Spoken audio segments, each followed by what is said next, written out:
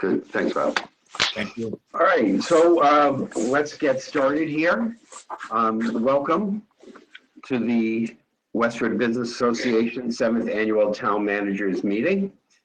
Just a word that this meeting is being recorded and will be available at WestfordCAT. Before we begin, I would like to have a couple of housekeeping notes. Each member of the panel will have up to 15 minutes to inform us of the business developments and what's going on in their particular town. There will be a question and answer period that follow the presentation. Now, you can ask questions utilizing the question panel over on the right-hand side. You can ask questions at any point during the presentation. However, they will not be asked of the panelists until after all the presentations have been completed. So please utilize that feature, and I will read and ask the questions to the panel after they're finished. So let's get started, and we're going to start off with Anthony Elsalde from Acton. Anthony? You mean John Mangiarotti from Acton? I'm Anthony Elsalde from Littleton. Well, I think John was first. Oh, was it John? I'm sorry. That's right. Wait, I'm sorry. John Mangiarotti from Acton. I'm so sorry. Go ahead. Hi, good morning. Can you see me and my screen? Or the screen is more important, I guess. Yeah, we see the screen. That? Yes. Okay. I can't, so let me just figure that one out. Okay, so good morning. I'm John Mangiarotti. I'm the town manager in Acton. I've worked here for about 3 years. Before that, I worked in Westford and Andover, and I love coming to this meeting. I think I was at the first one, and I think I've been to most of them. Either as a presenter or as an audience member, and it's a great program that the Business Association puts together every year, and I'm proud to be a part of it again this year. I do live in Westford, so again, I love making presentations in my hometown. So just to give you a couple of things on the town of Acton, most of you, a lot of familiar faces here, so it's nice to see you again. So we may not need this overview of where Acton is and what it is, but Acton is just south of here in Westford. Population is similar to Westford at 23,000 or so. We'll see what happens with the new census. Median income, per capita income, generally wealthy on the wealthier end, but we have a very interesting mix of population. Something unique about Acton that I learned early on is that we actually have our housing stock we have 25% rental in Acton. And that's before we do all this great work that we're trying to do for more affordable housing. So we have a good mix of housing. We have a very diverse population. If the chart shown here, we have about 30% non-white, which is a trend that's happened over the last several years. But what's even more interesting is I'm talking to the regional school district superintendent. He reports that our school district population is actually going to be 50% non-white next year. So the community is changing, and in a good way, and it's becoming even more diverse and vibrant, and there's a lot of exciting things happening in town.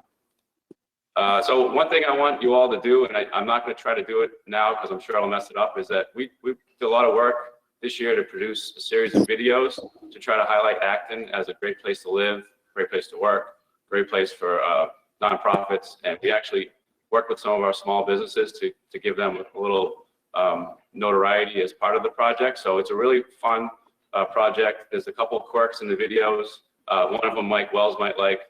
We actually have people driving on the opposite side of the road just because of the way the camera worked out. But I encourage you to check those out. They're right on the town webpage, actonma.gov, and there's a little link to video tours at the bottom. Check out one or two of them, and we're really excited about them, and we hope you enjoy them as much as we did. So we had obviously a global pandemic over the last year, so I can't talk about what's happening in town without talking about that. I think this meeting last year was the last time I met people in person. So it's nice to be back here, and hopefully we'll be doing it in person again soon. But we did a lot of work to help our businesses in town.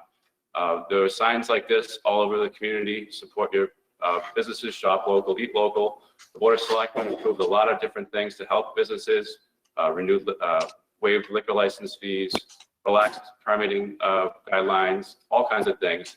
We did small business grants.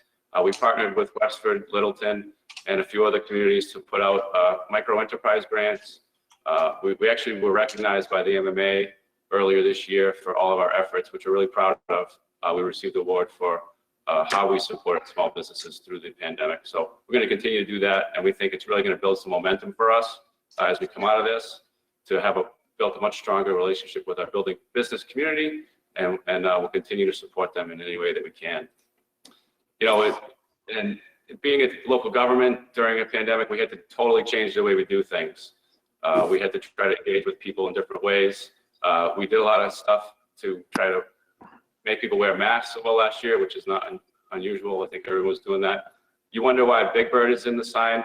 One of the things that we're proud of in Acton is that Carol Spinney, who was Big Bird and also Oscar the Grouch and a few other characters, grew up in Acton and went to Acton High School. So there's been a movement to create some kind of memorial to him. In the meantime, we're putting Big Bird places that we think is funny. You know, we did different ways. We connected with people. We did drive-up windows. We did rolling rallies. We did site visits. Our town hall was closed. It still is closed, so we provide window service. That's a picture of early voting, where people waited outside, and it's a totally different experience, but it's been very a lot of positive feedback on how it's been going. We had an indoor-outdoor town meeting, which I know Westford did too. This is a photo of one of our meetings. This is what it looked like to be out in the parking lot with the Jumbotron.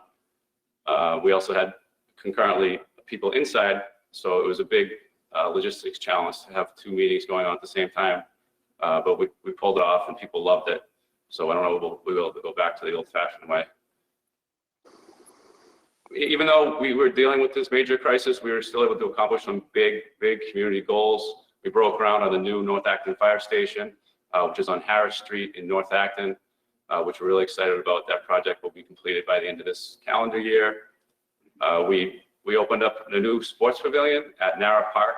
NARA Park has many amenities, including a beach, picnic pavilion, and sports fields. It also has Miracle Field, which is a great resource for families in the region, adults or children with disabilities. It's a totally accessible surface where there's leagues called the Miracle League. These two red buildings are a fully accessible family bathroom to support the Miracle League, and then a concession and snack bar, which there'll be a nice patio in front of it.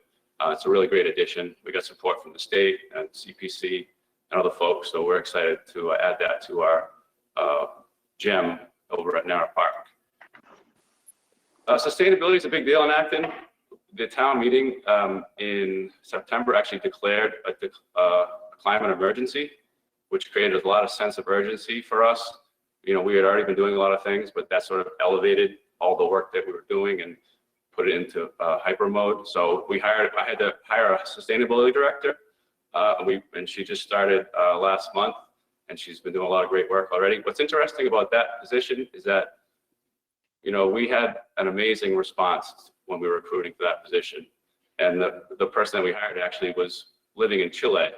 And we had, in the finalist interviews, this is confidential, so don't tell anybody, but we had someone from Hong Kong, someone from British Columbia, a few people locally, and then this person from Chile. And so that was a remarkable outcome, in my opinion, from one of the things that we did during this pandemic, is that we did virtual interviews. Normally, we wouldn't be able to do that. We would probably do a phone interview and try, but these were legitimate candidacies from people all over the world. And it was really exciting that we got someone to come in here, and she's doing a great job. We're working on developing a climate action plan. We're trying to get all of our vehicles to hybrid or electric. Our police department is more than 50% there. All of our electricity accounts, we're upgrading to 100% local green. Our new fire station is geothermal with no natural gas connection. The new school we're building is triple net zero, which is a very high standard that we're proud of. A lot of economic development is happening as well. We're doing a study of the Powder Mill corridor, which is Route 62 that stretches from Maynard, Acton, Concord. And we're working with Maynard on that. We also received a $2.75 million MassWorks grant to do complete streets in that corridor and also to extend our sewer system to help support a major affordable housing project going in that area. We're preparing for Kelley's Corner infrastructure, which I'll talk about in a moment. But one thing that we're doing is that we know that when there's a major construction project, like the project on Boston Road 5 years ago, it tends to interrupt businesses. So we're proactively putting together a campaign to help our businesses get through that 2-year construction project. And that banner you can see is an example of some of the fence screening that we're going to be putting up along the corridor to try to get people excited about it. And we're also doing some targeted business support programs as part of the project.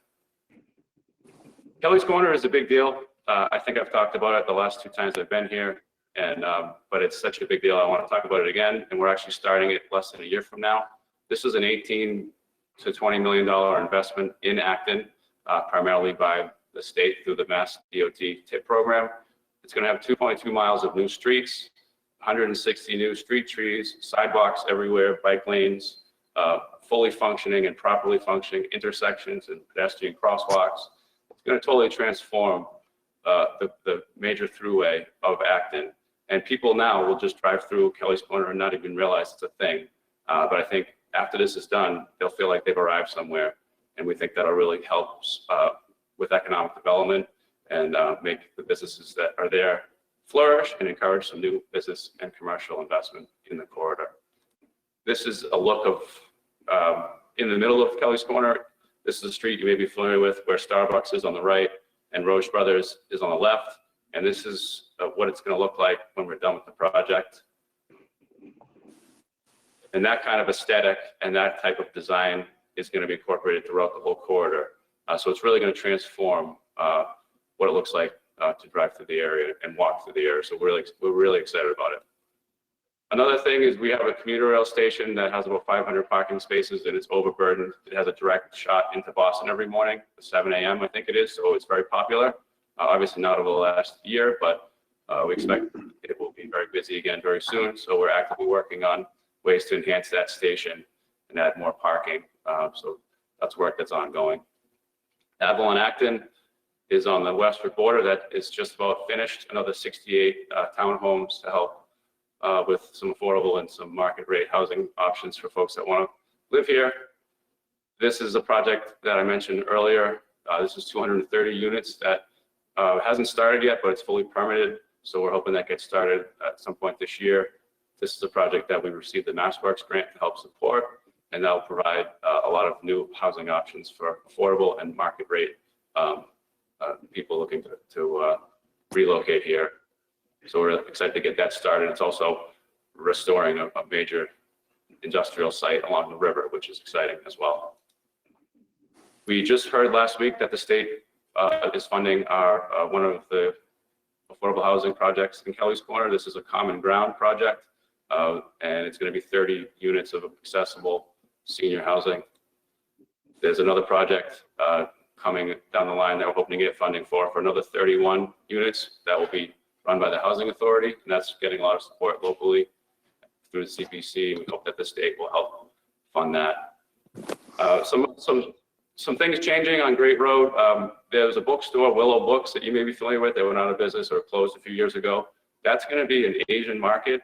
It's called the Acton Asian Market, and it's going to be a grocery store catered to Asian style cooking, and we're excited about that. It's actually going to have a little restaurant inside of it for people to try out foods, and it could be a cool addition to Great Road.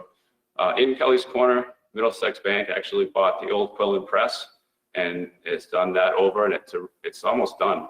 It looks really nice. It was a great reinvestment in Kelley's Corner.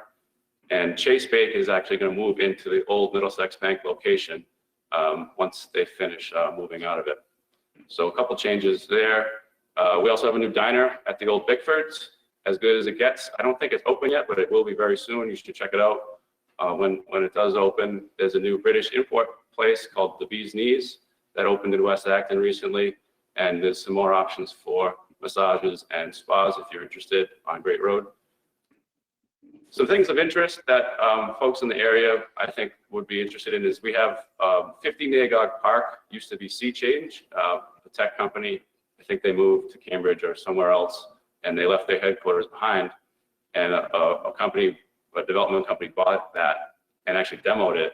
And they're gonna, I think, build it on spec for 120,000 square feet for flexible office warehouse space. So if you're looking to relocate and you need 120,000 square feet, let me know. We can figure out how to make that work. Another big property that Acton hasn't been proud of, but I think it's turning a new chapter, is W.R. Grace. W.R. Grace is a huge, major super fun site. The movie Civil Action was about W.R. Grace and the properties that they owned over in the Woburn area. This is another property owned by W.R. Grace, which had a lot of contamination issues. It's been cleaned up to a certain standard according to the EPA, and so Grace is actually starting to look at ways to reuse that property. The very first thing that they're doing is proposing a 30-acre solar farm with battery storage, which people are generally excited about, and then they have some other things that they may be proposing out there. So that's an interesting development potential. The biggest thing that people probably notice is Kmart. That's right in the heart of Kelley's Corner. It's been vacant since Kmart went out of business last year. It's prime real estate. There's been a lot of interest. It's a topic of discussion at the Board of Selectmen meetings every other week. And we have been hearing from development firms interested in it. And so we're excited to see what ultimately is put there. And we hope that it fits nicely into what we have planned for that Kelley's Corner corridor.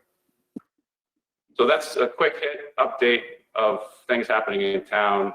And I really look forward to hearing presentations from neighboring communities and any questions that folks have here this morning. Nice to see you all. Very good. Thank you, John. Excellent presentation. Now we'll move to Chelmsford and Paul Cohen. Brief bio. Paul was born and raised in the city of Lowell. He's a 25-year resident in the town of Harvard, where he resides with his wife Phyllis and 3 children. Paul received an undergraduate degree in economics and in public policy management from Carnegie Mellon University in Pittsburgh, Pennsylvania. He obtained a master's in public policy degree from Harvard University's Kennedy School of Government.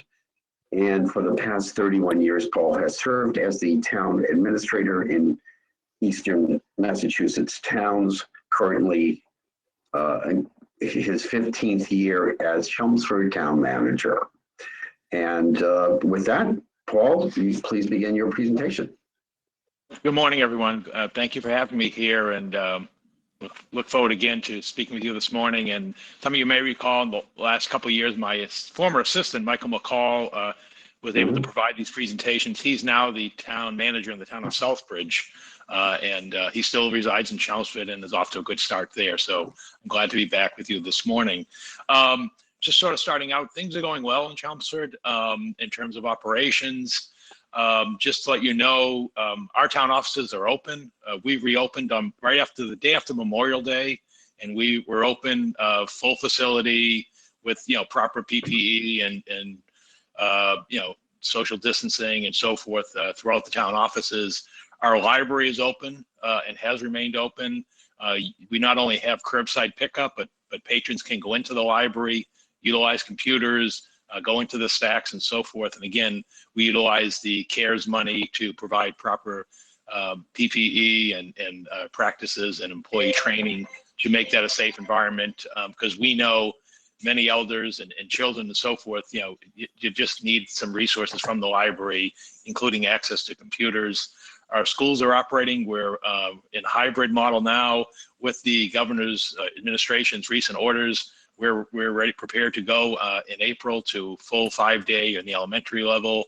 And then per the schedule, we'll return 5 days for middle school at the end of the month of April, and then go back to full at the high school upon direction from the state.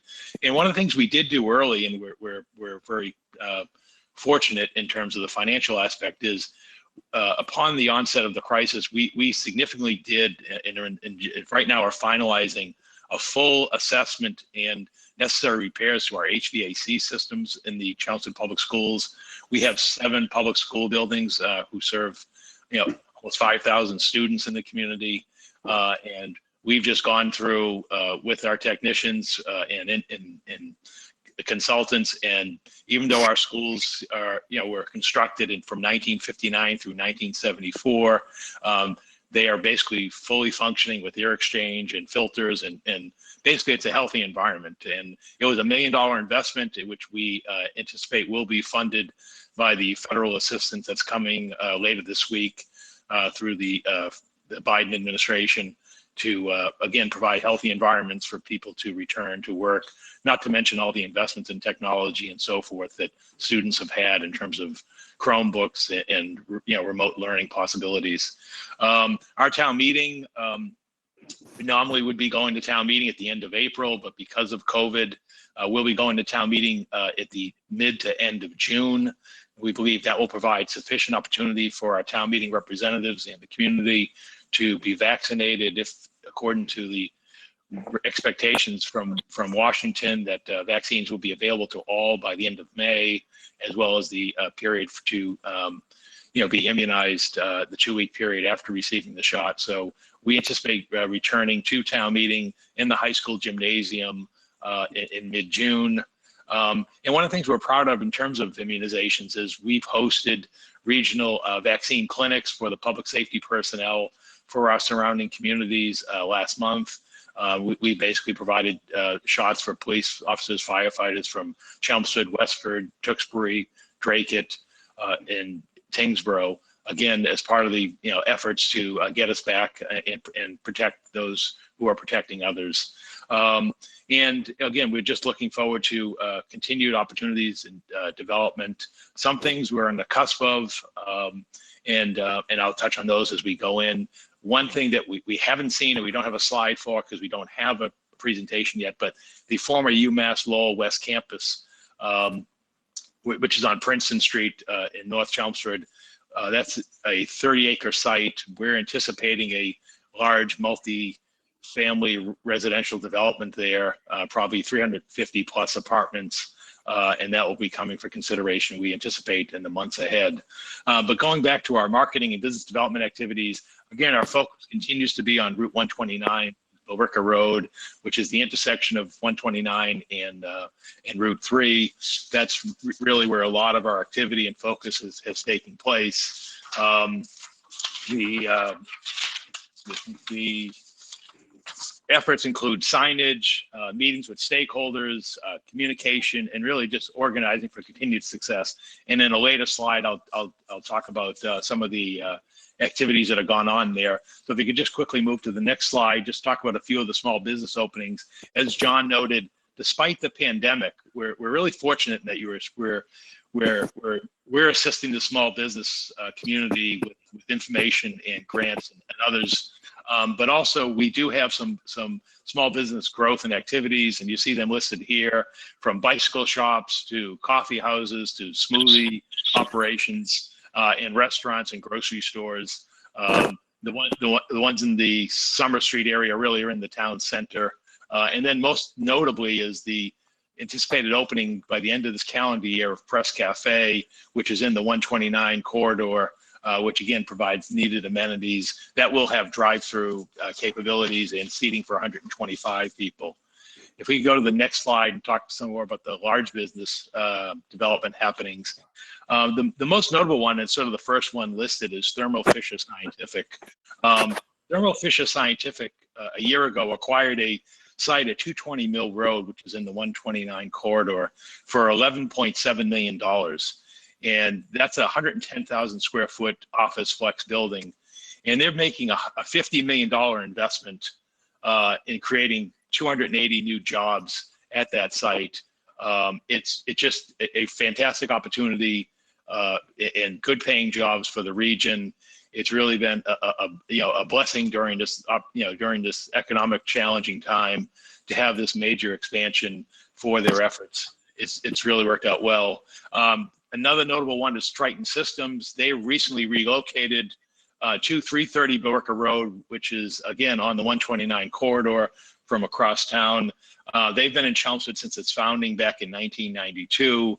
They now have updated laboratory and development centers in the new space for their 115 employees. Encompass Human Services is formerly known as Lifelinks. They relocated at 4 Omni Way, again, from another spot in town because of their growth. And they support people with intellectual and development disabilities, and over 300 people are continued to be employed in town. Coming back to the pandemic and so forth, one of the early efforts was with Zoll Medical. Zoll Medical, which is is headquartered in town, they manufactured ventilators. Again, if you're talking about a year ago, there was this big concerns at the onset of the pandemic about having adequate ventilators for those suffering, from coronavirus. And Zoll Medical quickly transitioned and became a major provider of ventilators. And so again, it was a great occurrence taking place in town. And that sort of also moves on to Sterling Corporation. Again, located in the 129 Sterling Corporation. They also responded to the COVID-19 pandemic in really helping to deliver the therapeutic drug remdesivir, which basically required the development on site there of cold storage units, as well as their shipping capability to bring them through the Eli Lilly facility in Connecticut. And so again, we transitioned in terms of expedited permitting and approvals to allow them to basically be part of the solution to the pandemic environment. So again, that was sort of a rewarding activity, again, during this challenging time. 199 to 201 Riverneck Road, that's the firm of Mercury Computer location in town. That's under active consideration right now, and we're anticipating in the weeks and months ahead, there'll be a major development there, potentially a tear down of the existing Mercury Computer corporate buildings that were there, as well as the vacant parcel that Mercury previously owned, into a whole new site. And again, we're just waiting our development of plans and submittals for that site. 33 Glen Avenue is really located off of Chelmsford Street near the Westgate Plaza, where you see Market Basket and Stop and Shop, right next to that Route 3 exit and entrance into the community. There's an effort there for a major energy firm that's actually being relocated from the Everett area for the 4 acres there with 36,000 square feet and 70 jobs coming in. 278 Mill Road is the new plaza that's right near Route 3 up 129. There's a restaurant going into that facility, which again provides needed amenities for the 129 corridor, and as well as 197 Billerica Road, which is acquired actually by the same owner of 278 Mill Road for a restaurant site. So again, a lot of things happening during what's, again, a challenging time.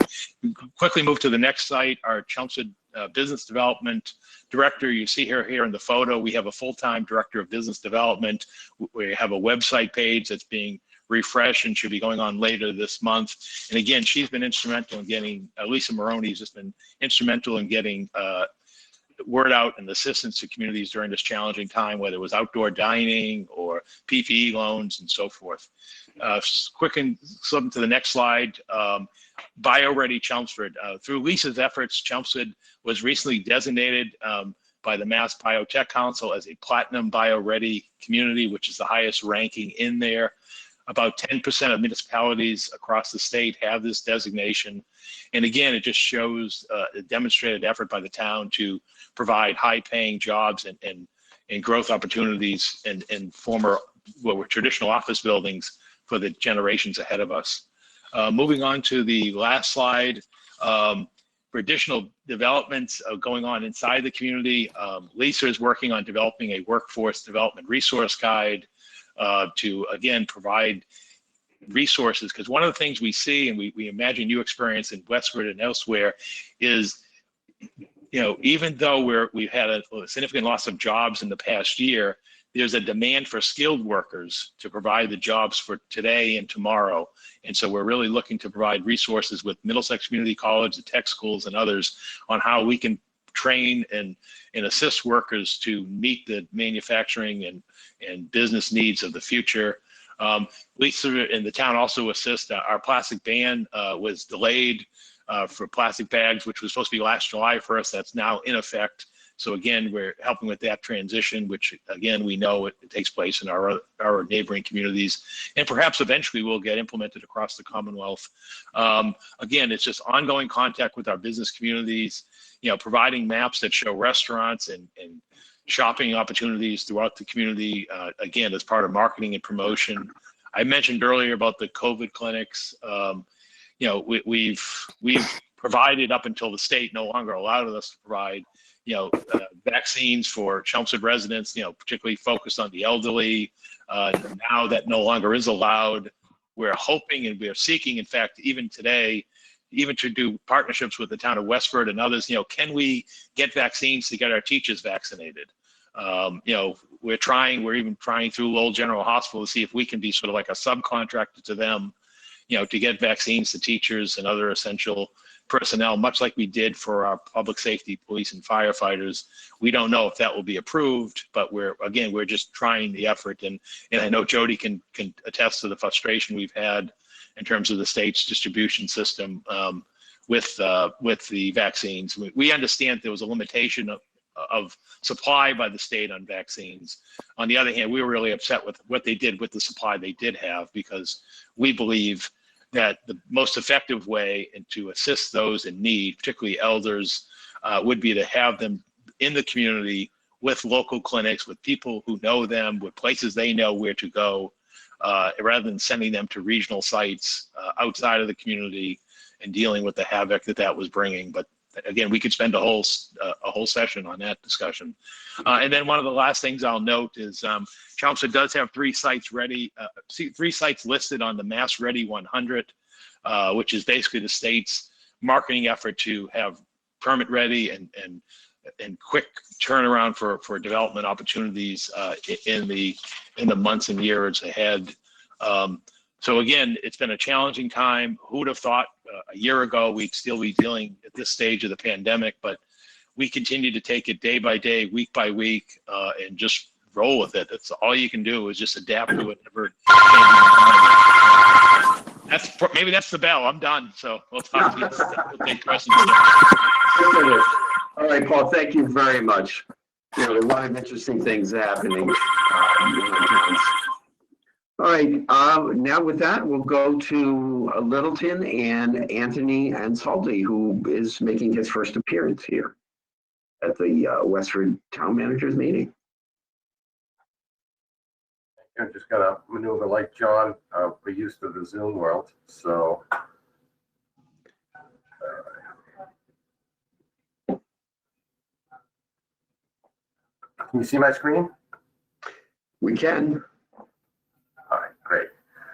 So, Paul, thank you for that introduction, and thank you to the Westford Business Association for allowing me to be here today at your 7th annual Town Managers meeting.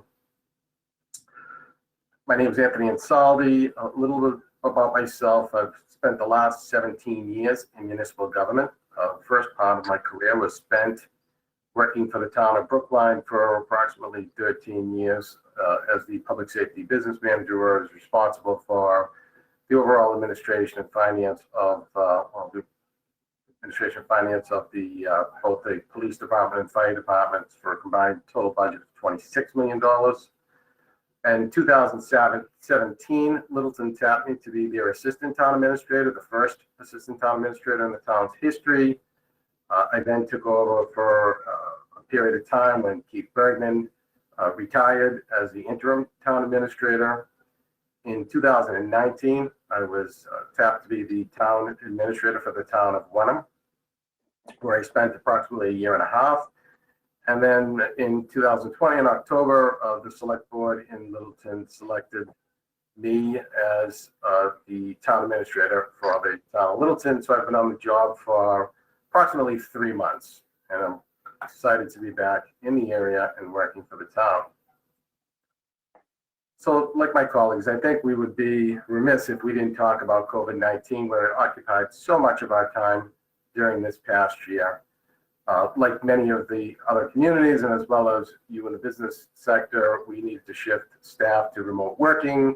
We needed to go to more online applications. We needed to meet our customers' needs in a way that, quite frankly, local government really wasn't ready or wasn't even thought about doing. One thing with the pandemic is I think that it created a great opportunity for local government to shift and realize that we can be just as effective operating remotely, and really I think Zoom meetings, as much as we all have Zoom fatigue, did increase civic participation. So that's a good thing that came out of that. Obviously, all of the transition during that time was funded through the CARES Act. It was great to have that because it allowed us to make that shift. I think where the CARES Act fell short for local government was that it didn't allow us to really allocate the funds to where we really needed it the most, and that was the reduction that we all felt in local receipts. Our town hall reopened in August on a reduced schedule, and like our other communities, we did town meeting for both the annual and the special town meeting outside, and residents did enjoy it very much so. The select board did on Monday postpone our town meeting to June 12th. So we'll be right there with Westford. And that'll be 9 o'clock start at the alumni field. And our reopening committee is preparing right now for the next, for more opening of town hall, as well as preparing for in-person board meetings, where we'll probably have a version of a hybrid in-person and Zoom for some time. The financial impact of for COVID, if it actually hit, in my opinion, the best time it could for local governments. It hit during the end of the third quarter.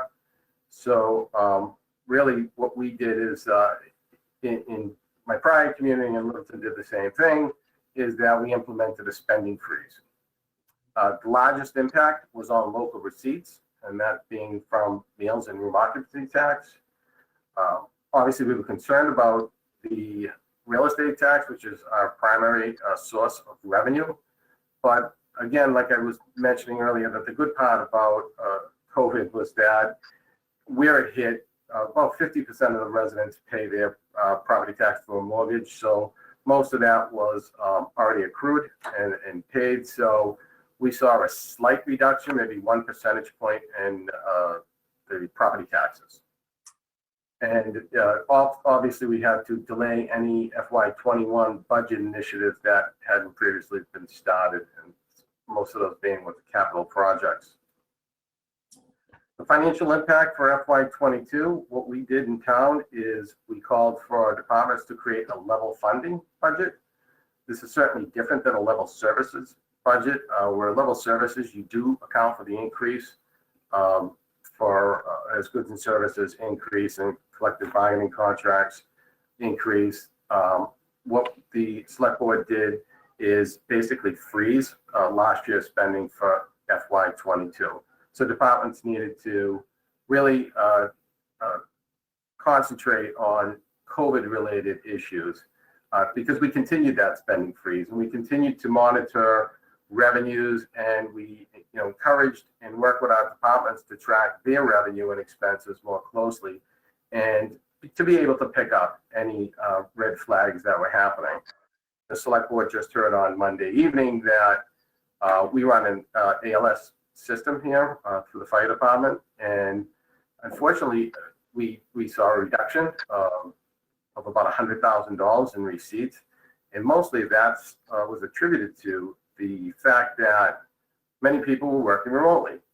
There was less cars on the road, and a lot of the public safety calls, especially for the fire department, are medical calls, motor vehicle accidents, 495, Route 2, etc. So we did see here of the $100,000 reductions. So we're monitoring that very closely for FY22, and quite honestly for how it will impact FY23.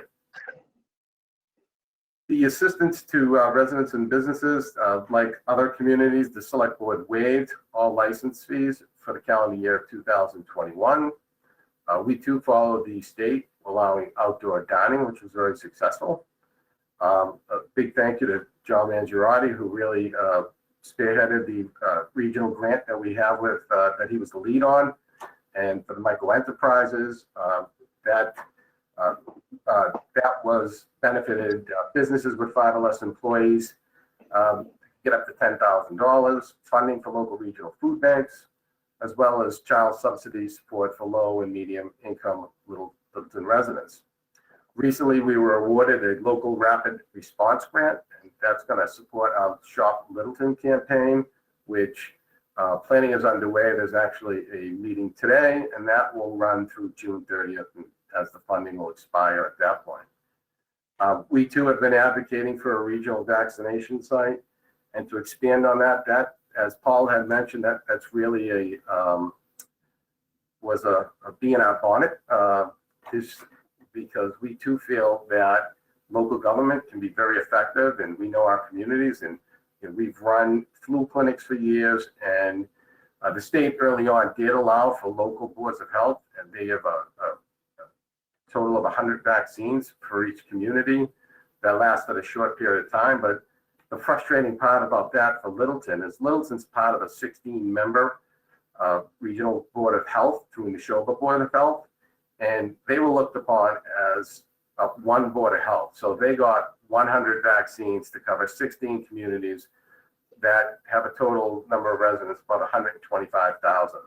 So the frustrating part for all in Littleton, and the select board truly was frustrated with this as well, was that our allocation for Littleton was 12 vaccine dosages. Wow. So very frustrating. We did band together as 16 communities and wrote some letters and to the governor's office and to DPH.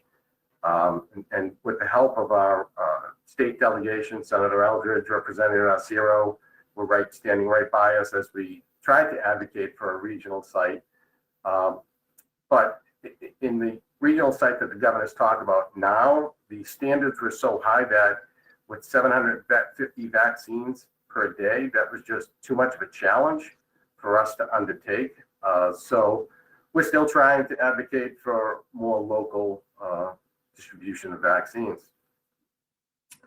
So economic development in the town adopted form-based code for the town common. I think you've heard over the past number of years that the sewer project, well, that's still going on. And something as big as that takes years in the planning process. We're hoping to start construction on the leaching field at the high school. We have 2 retail marijuana establishments that are in the permitting process with the planning board. We're going to town meeting to amend the bylaws to account for the CCC's recent regulation change that would allow marijuana delivery. So we need to adjust our bylaws. Excited with the Amazon's last mile distribution center that's coming to Littleton. That will be on Taylor Street. They're expecting just when they start up. But that was a concern to some of the Foxborough residents and some residents in Littleton, as well as for the traffic, because there was a lot of horror stories from other communities as far as what that does to local streets. We think that this project is in this location is really ideal, and its proximity to 495 and Route 2. There is a plan to only allow right turn coming out of their driveway for local deliveries. So what we're really hoping on is that most of the traffic is going to go out to 495 and Route 2. I know that a lot of people have asked the future of IBM. We don't know. I drove by that site, probably as many of you, and saw that sign that said 500,000 square feet for lease. So there has been questions and inquiries by some engineers that represent that property about increasing the wastewater treatment facility over there. And from what we understand is maybe they're trying to see if that could be a biotech. So that's about all we have on that. They are trying to carve out the piece of the where the Tuttle House sits on King Street and remove that from the rest of the site. So I'm sure they're planning on doing something with that and marketing that. Housing, Littleton is a housing choice community. We received grants in the past from the Commonwealth for being a housing choice community. Really an exciting project that I think is underway is the Littleton Station project, where that would be the committee is working on a 40-hour smart growth district. The state is really excited about this project because it is actually from what we understand, it's the last undeveloped land near T station. So there's a lot of interest on the state on this level for this project. Our Hago Homestead is a senior residential development, which will be 24 units of housing, 11 being affordable, ranging from 60% to 150% AMI. We had two other projects. We have the Weber Village, which is on Patricia Drive off of King Street. That was 17 total units with 2 affordable units. Jones Meadow, which is on Bluebird Way off Spec Pond Road. That was a total of 19 units with 2 affordable units, of which it's age-restricted development where at least one member of the household needs to be 55 or over. We acquired at the last town meeting 119 Tehadawon Street, which was really, the town was proud because it did 2 things. It preserved a large parcel of open space, yet it still carved out an affordable housing unit. That was made possible through a $750,000 municipal vulnerabilities grant through the Commonwealth. And our Affordable Housing Trust Fund continues to do great work. They have 10 households enrolled in their Littleton Rental Assistance Program and 8 households enrolled in the Emergency Rental Assistance Program. We have some roadway infrastructure projects. These are, the first 2 have been 2 intersections where we've had many accidents, and it's really a public safety concern, and that's Air Road, Willow, and Bruce. And that will be a signalization improvement project. We have Great Road and Beaverbrook Road intersection improvement. We've recently heard from the state on that. That's going to be a roundabout. I'll talk about that in a second. Foster Street reconstruction project, which is really going to help that walkability around the train station. And then Taylor Street sidewalk construction project, which was really a request of Amazon to have a sidewalk from 151 Taylor Street to Foster Street, which is really nice because it joins our Taylor Street project with the Taylor Street to make it a walkable route to the train station.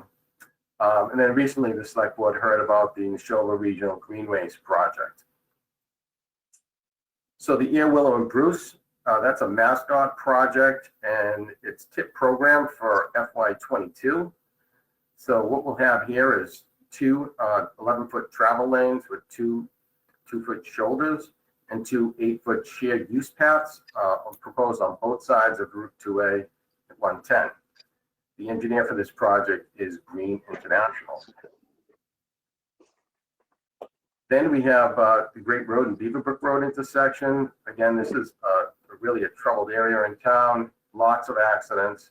So MassDOT has recognized that and just recently came to us and asked if we could get this up to the fund up the project up to the 25% design, that they would put this on a fast track and do the rest of this project. So what this is going to be is a double lane roundabout with 5-foot sidewalks. The current level of service for this particular spot is an F. And with the design changes that are proposed, it'll be improved to a B. Green International is doing that, and the estimated construction cost for this improvement will be $3.5 million. And we're hoping that this will be scheduled for during fiscal year 2025. Foster Street reconstruction project. This is just adjacent to the train station. It goes from Taylor Street up to Balsam Lane. It's a MassDOT project as well. What it's going to do is create 2 10-foot shared use protected paths and a new vehicle travel lanes, as the picture indicates.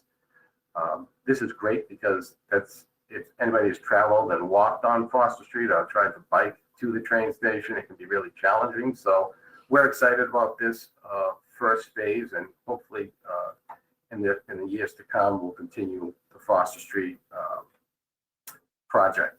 So this is TIP program, and it's scheduled for construction during fiscal year 2024.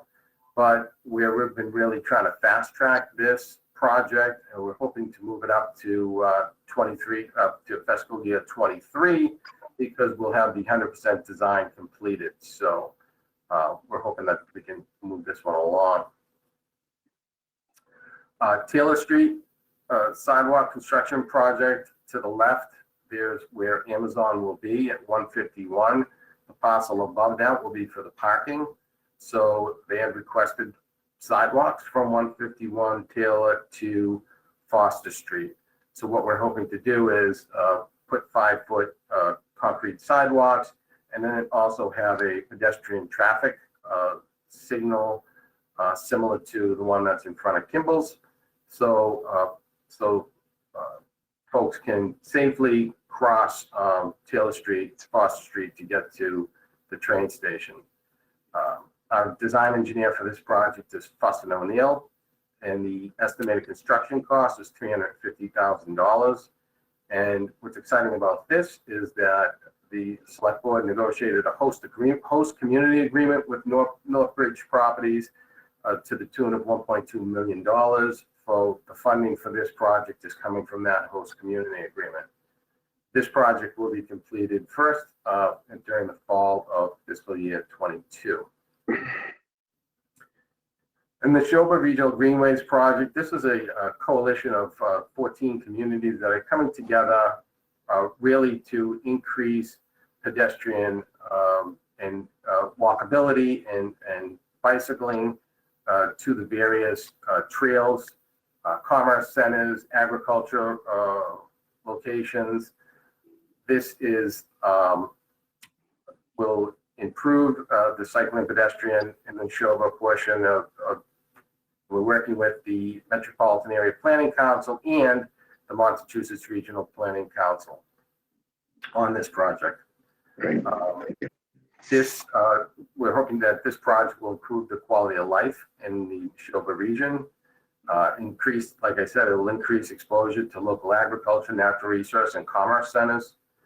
And hopefully the goal of the committee is to really educate other road users to support the share the road mindset and promote proper road etiquette for amongst cyclists, pedestrians, and drivers for all roads. With that, thank you. It's been a pleasure to be here today, and hopefully for many years to come. I've included my contact information, my phone, my email, Twitter handle, and also my LinkedIn. If anybody has any questions outside of this, feel free to reach out. We're certainly an open community and look forward to work with all the businesses. Thank you. Anthony, thank you very much. Very interesting. A lot going on as well. I have noticed a number of people who are raising their hands. I want to direct you to the questions portion of the dashboard on the right-hand side. So those of you with your hands raised, if those are about questions, if you have questions, please use that question box so that I can direct everything to the panelists after. The completion of Jody Ross from Westford. Jody Ross is currently the town manager for Westford, a position she has held since 2008. Prior to accepting that position, Jody was the first town administrator for Bolton, Massachusetts for 4.5 years. Before joining Bolton, Jody held the position of assistant town coordinator in Westborough, Massachusetts for 9 years. Jody earned a master's degree in public administration from Clark University in Worcester and a bachelor's degree from the University of Rhode Island. Prior to entering the public sector, Jody worked for the private sector with experience in management and human resources. And with that, Jody, please begin. Thank you very much. It's great to be here and great to see all of you. And we were reminiscing that the last meeting we were putting up signs telling people not to shake hands because we weren't sure where this pandemic was going. But it makes me think when we finally can meet again, are we going to put up signs that say, please shake hands? And I don't know where the future's going, but I'm glad to still be a part of it. So we'll jump right in. We're going to start with an overview of what we'll be discussing. And of course, statistics are always interesting, what we've done for our local businesses. We've got some new businesses, which is exciting. Our Economic Development Committee and a few members I can see are on the panel, have been very active all year. We have a lot of residential development, which is great. We have some commercial municipal partnerships that are occurring this year. Of course, our infrastructure is always ongoing. We're very big on conserving our land in Westford, and we've got some future municipal facilities that we'll be discussing, and of course, town meetings. So we'll jump into the statistics. Westford does have a diverse population. I don't have the statistics as John showed, but we are very diverse. And as a matter of fact, this year, the select board formed a diversity, equity, and inclusion committee. And the goal, I think we have 22 members of that committee, give or take. And the goal is for them to identify needs around fostering acceptance and valuing diversity and discouraging prejudice and discrimination. So very active committee, and they will continue to work with all of us in the coming year. But our single family home price didn't seem to change much from last year. However, I've been told they sell like hotcakes, and if you have an open house, you might have 30 offers. So it's been a robust year in Westford for housing. Unfortunately, our unemployment rate went up. It was, I believe, 2.9% last year. So we're not as bad as the state, but we do have an unemployment issue. That we do have the Westford Job Seekers through the J.B. Fletcher Library, and that's remained active as a help to others. So let's look at our tax rates.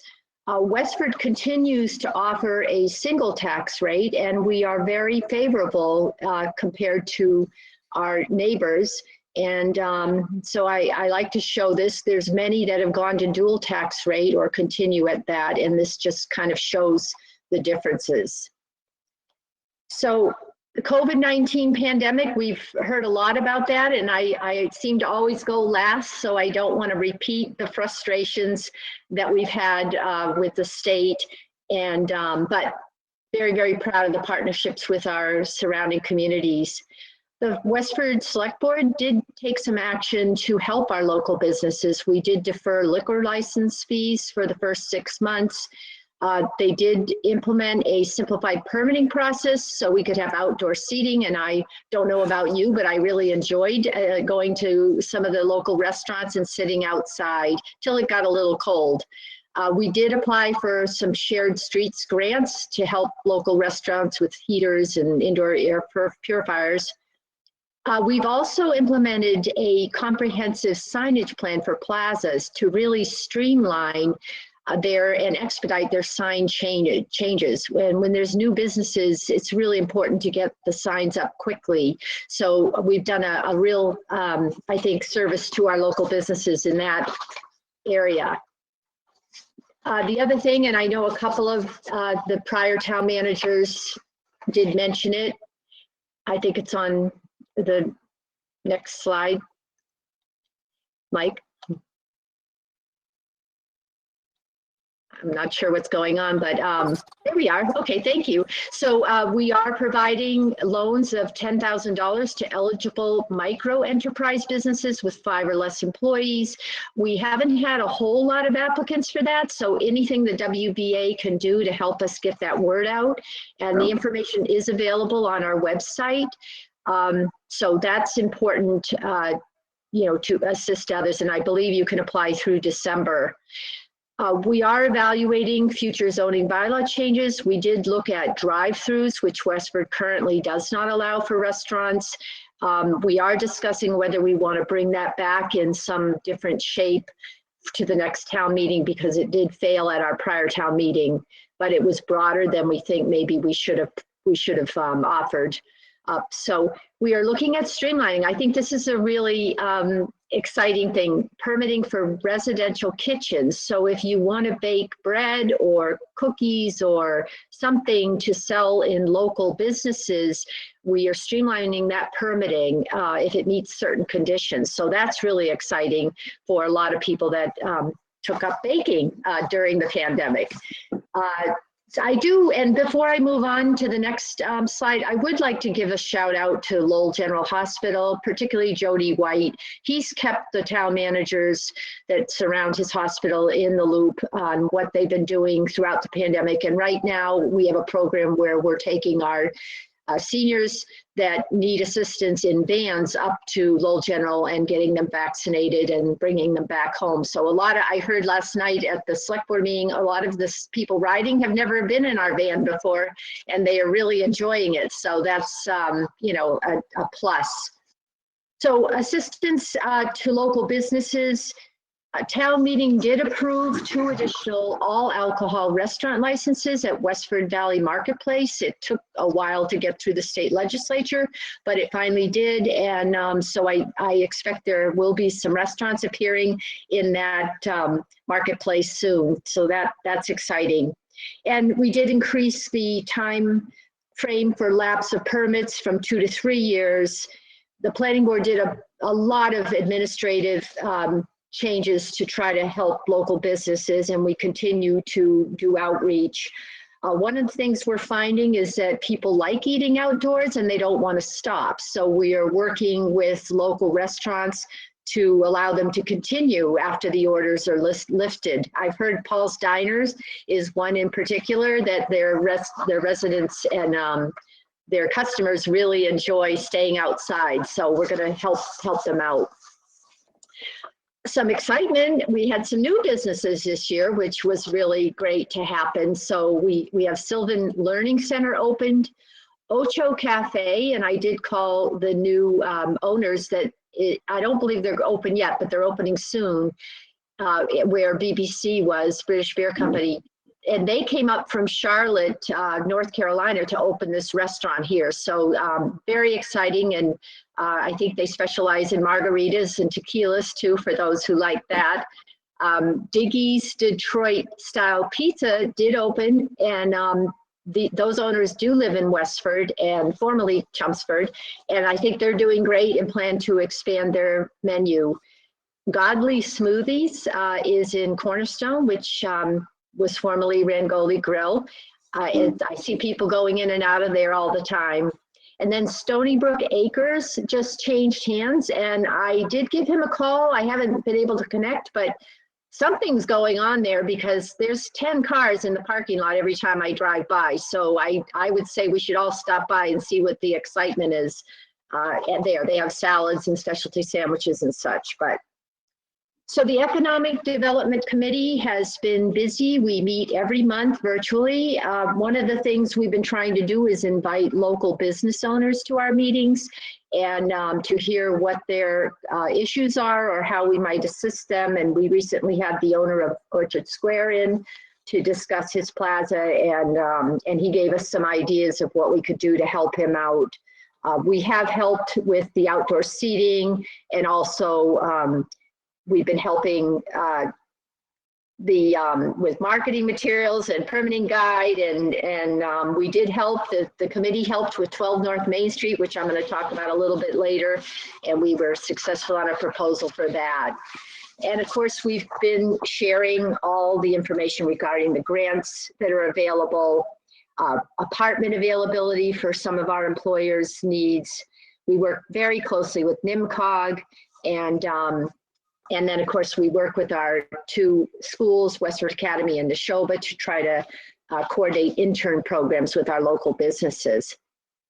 So as I mentioned, we have a lot of residential development we did last year, and I think we have more this year. So I've listed some projects that are under construction or partially occupied. Balsam Circle is off of Carlisle Road. There's a lot of development, a little spurt going on down there on Carlisle Road. We have other projects. Abbott Mill's been going on a while, phase 2. It's still under construction, partially occupied. Grodno Way at the corner of Beacon Street and River Street. We have some 40B developments at Alder Point, 354 Groton Road, and Sugar Maple Lane, which has 28 townhomes. Hanover sold their apartment complexes to Bell Westford, and I am told that the 2 Robbins Road is 60% occupied, and the 1 Tech Valley Drive is 90% occupied. So they're doing quite well there. Other projects that are in the permitting phase, Wendell Place, which is off of Nutting Road, they want to put 23 lot open space development. Colonial Rolls Drive is an 8 lot off of Hartford Road, and Diane Lane, which is Carlisle Road again, 8 lot open space residential development. So lots of opportunities for homes in Westford. So we've tried to work with the commercial entities to form partnerships. 12 North Main, I will say I wasn't sure this was going to happen, but we issued a 4th RFP with help from the Economic Development Committee. And we did receive a response, a proposal from one of the neighboring property owners. And he is proposing, or they are proposing, to use that site to build 60 residential units. So we are negotiating a purchase and sale right now that will go back to the select board. 35 Town Farm, I feel like some of these properties I've been talking about every year that I've been speaking to this group, but we did issue another RFP on that, and we got a proposal from Choice. I'm sure many of you know David Hedison, and they are planning to purchase the property, and they want to build 30 senior affordable rental units and 5 market rate units, and also provide a new home to our Westford Food Pantry, which has been located in the bottom of our senior center, the basement of our senior center, for many years. So lots of excitement there. Our subsidized housing inventory is at 13.8%, and this does help us to control the projects that come into our town. So infrastructure is always really important. Some years we've been called the big dig when we tear up our roads all over town. We're trying to manage that a little bit better, but we did finish a big intersection project at Dunstable and Route 40. We put in sidewalk improvements at our Abbott Elementary School, and we replaced some water systems and water mains on Jonas Road, Emerson Road, and Kersey Circle. Those were all big projects, replacing 100-year-old systems.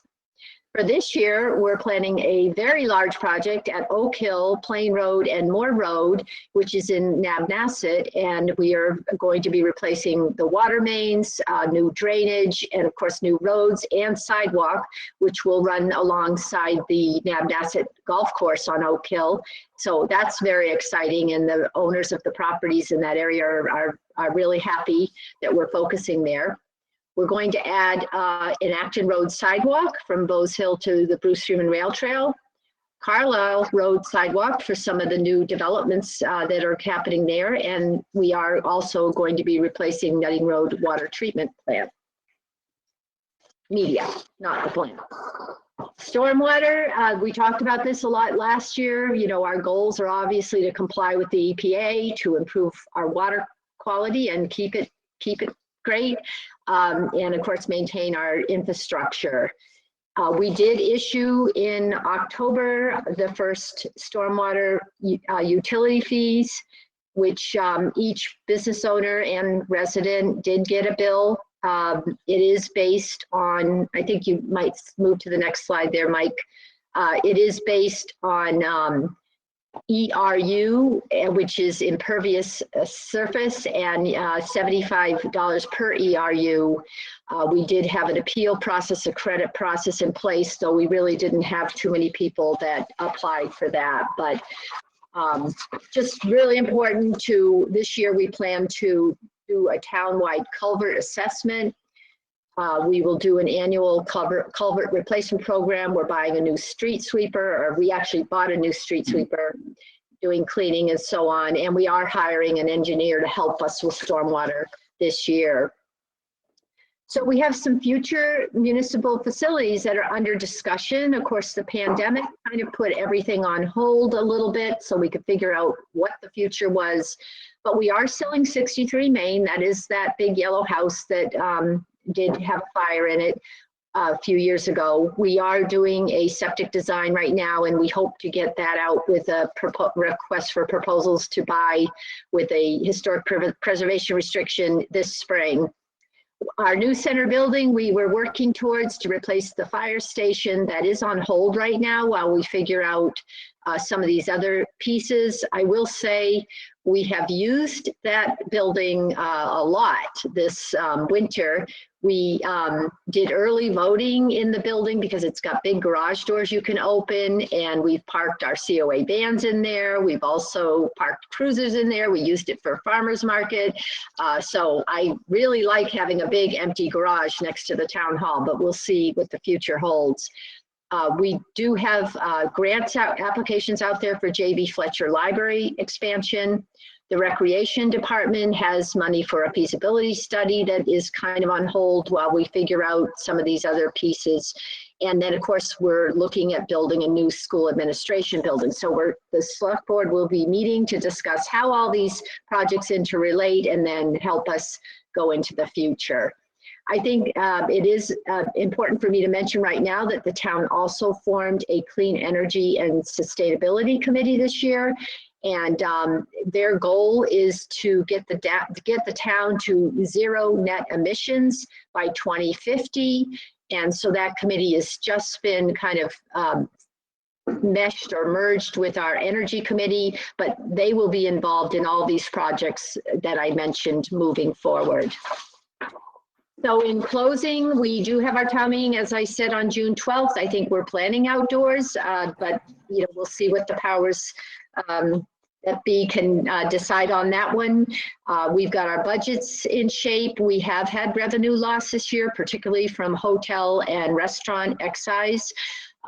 People are buying cars though, so that's a good thing, but I think we're going to be okay. We have tightened our belts. We have made some budget reductions, but we will be able to provide the level of service that our town has come to expect. So I've listed a few articles that will be on the warrant, and we're looking forward to moving forward into the new year. So thank you very much. It's always a pleasure to be here and update you on Westford, and let's hope that the vaccinations get out there, and next year we'll all be seeing each other together again.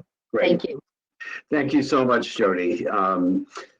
I tell you, there's lots of building creativity and growth in a pandemic. So you can imagine what we're going to be able to do over the next few years with no restriction. So thank you very much. Again, I noticed a number of people with their hands up, but I really only have one question that has come through. And this is directed to John. And the question is, how complicated and expensive was it for your Jumbotron for the annual town meeting? John? It was complicated and expensive. And I actually, during this meeting, I was thinking, I looked at the picture I presented and I just texted my IT director. I said, what if we just bought two 90-inch TVs and put them in the parking lot? Would that do the trick? He hasn't gotten back to me yet, but it was a lot of money. I don't even want to say it out loud. Okay. But we got it covered by the CARES Act. And people loved it. That people wanted to do drive-in movies the next night. And, oh gosh. Now, what's the size of it? It was huge. It was, I don't know. It had to be 20. It had to be So 20 it's bigger feet. than extra large. Okay. All right. So I don't know exactly why what happened with the questions, but that wraps it up for us. And I want to thank everyone for attending. I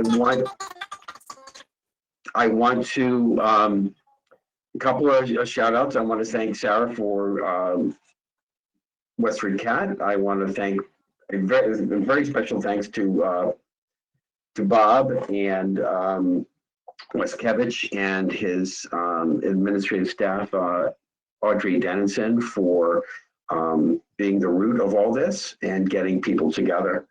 And thank you very much. And we will hopefully be all together and in person next year. So thank you very much. And that concludes our 7th annual Westford Business Association Town Managers Meeting in 2021. Thank you.